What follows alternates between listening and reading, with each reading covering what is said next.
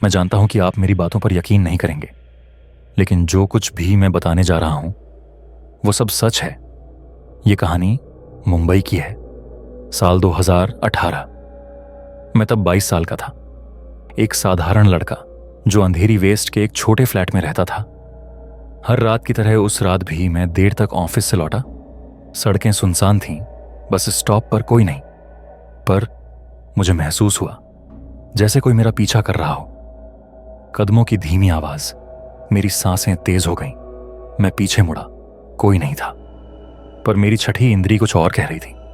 मैं तेजी से चलने लगा और तभी किसी ने मेरे कंधे पर हाथ रखा। मैं चौंक गया। मुड़कर देखा, एक बूढ़ा आदमी था, कपड़े मैले, आंखें गहरी और कुछ डरावनी सी। तू भी उसे देख सकता है। मैं कुछ बोल ही नहीं पाया, बस सिर हिलाया। नहीं मैं, वो बोला, तभी तो बचा हुआ है अभी तक। मैं वहां से भागा। उस रात नींद नहीं आई। अगली सुबह एक खबर ने मुझे हिला दिया। अंधेरी में पिछले कुछ हफ्तों से 3 लाशें मिली थीं, सब युवाओं की। और एक सी चीज, सबने मरने से पहले अपनी मां को फोन किया था, कहने के लिए मां कोई मेरा पीछा कर रहा है। मां के आंसू, पुलिस की फाइलें और वो बूढ़ा आदमी मेरे जहन में सब घूमता रहा। एक रात मैंने फिर उसी बूढ़े को देखा, वही जगह। मैंने हिम्मत कर पूछ लिया, वो कौन है? उसने जवाब नहीं दिया, बस मुस्कुराया और कहा, अगर देख लिया तो तुझसे कोई नहीं बचा पाएगा। उस दिन से मैं अब आईने में खुद को नहीं देखता, क्योंकि कभी कभी मेरी परछाई मुझसे कुछ कहती है। और शायद आज रात आप भी कुछ सुने। अगर सुने तो जवाब मत देना।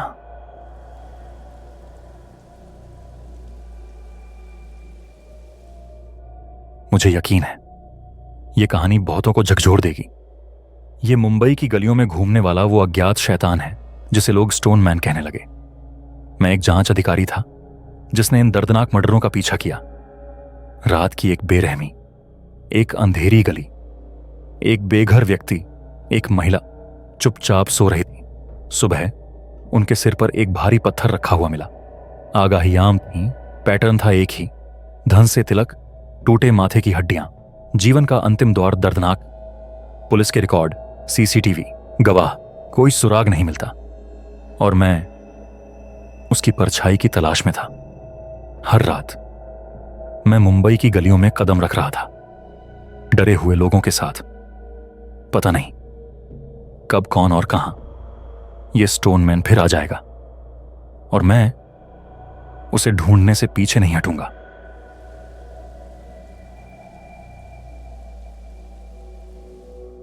ये घर दिसूजा चौल, माहीम की गली नंबर 7। रात होते ही आवाजें उठने लगती थीं। मैं वहां एक फ्लैट में रह रहा था और हर रात कुछ हुआ करता था। दरवाजों का खटखटाना, दूर से आती फुसफुसाहट, मेरे कदम खुद कांपते। कि ये आवाजें सच हैं? मैंने एक रात उन आवाजों का पीछा किया। स्याही सी काया दीवार से लगकर सरकती थी। मैंने पूछा, कौन हो तुम?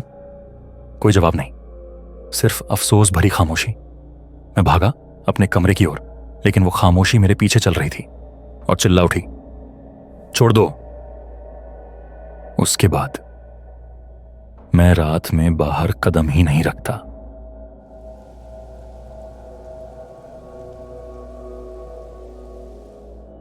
टू 2011 एक सुनसान सुबह, जुहू बीच पर एक पुराना जहाज सरका तट पर एमवी विजडम, भूतिया, क्योंकि जिस रात वह धंसा था सब चीखते थे। मैं वहां गया।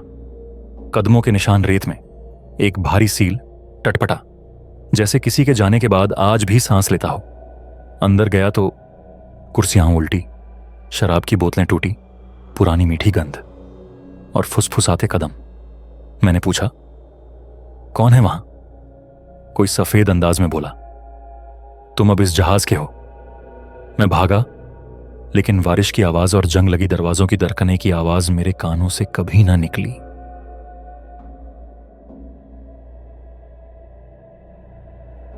मैं हर रात गली से गुजरता। चावल आटा बेचने वाले, बच्चे, बूढ़े, सब सो जाते। पर कुछ बदल गया। पिछली रात मेरी बिल्डिंग के सामने मैंने किसी का चेहरा देखा, एक अजीब छाया, सफेद नकाब में, धीमी चाल से। मैंने पहचाना वहां आम आदमी भी डर कर नहीं निकलते थे। और फिर मेरा पड़ोसी गायब। कोई चिल्लाहट नहीं, कोई संघर्ष नहीं, बस सूनी गली।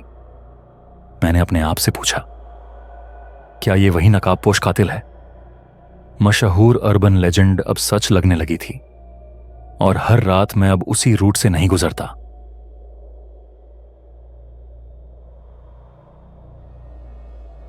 मैं अब भी उस दिन को नहीं भूल सकता जब मैं दिल्ली में फ्लैट नंबर 702 में शिफ्ट हुआ था।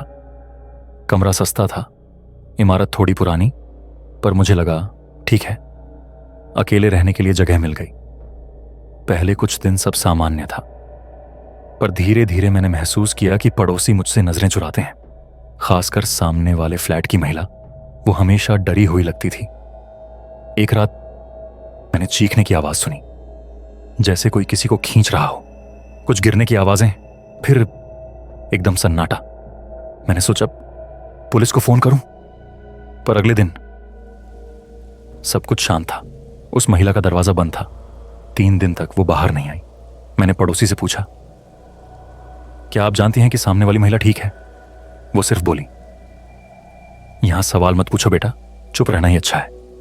मैं अंदर से बेचैन हो गया, पर कोई कुछ बोलने को तैयार नहीं था। फिर एक दिन मेरी दीवार से अजीब सी गंध आने लगी, जैसे सड़ता हुआ मांस। मैंने मकान मालिक से शिकायत की। उसने दीवार तोड़ने के लिए कारीगर बुलाया, और जब ईंटें हटाई गईं, दीवार के अंदर प्लास्टिक में लिपटी एक लाश मिली। वो उसी महिला की थी। मुझे लगा मैं गिर जाऊंगा।